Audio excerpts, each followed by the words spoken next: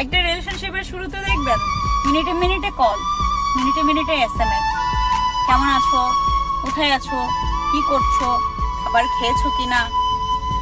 আপনি যখন বলবেন না খাবার খাইনি, তখন সে বলবে দেরিতে খাবার খেলে শরীর অসুস্থ করবে। এমনই এত কেয়ারিং করবে ভাই, আপনার কাছে মনে হবে আপনার লাইফে এমন কেয়ারিং আর কেউ করেনি। আবার সেই রিলেশনশিপটা যখন পুরনো হতে যাবে, কয়েক মাস কয়েক বছর কেটে যাবে, তখন দেখবেন সেই কেয়ারিংটা আর আগের জায়গায় নেই। আপনি তাকে যখন ফোন বা SMS করবেন, বলবে পরে কথা বলছি, SMS এর রিপ্লাইটা আর সাথে সাথে আসতেছে না, বলবে ব্যস্ত ছিলাম, একটা কাজ ছিল, অনেক বিজি ছিলাম।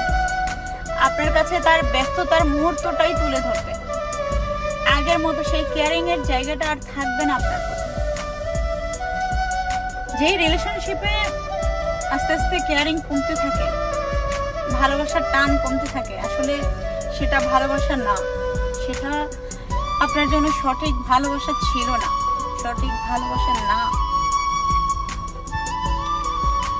ভালোবাসা হওয়া উচিত এমন, যার সাথে আপনার পুরো লাইফ কেটে গেল, তার প্রতি আপনার কেয়ারিং, টান, ভালোবাসার আবেগ, ভালোবাসা কোনোটাই কমতি থাকবে না। সেটাই হচ্ছে উপযুক্ত ভালোবাসা, সঠিক ভালোবাসা। আজকের দিনের ভালোবাসা টিভি সিরিয়ালের মতো, মিনিটে মিনিটে চেঞ্জ হয়ে যায়। ভালোবাসা যদি বাঁচতেই হয়, ভালোবাসার মতো করে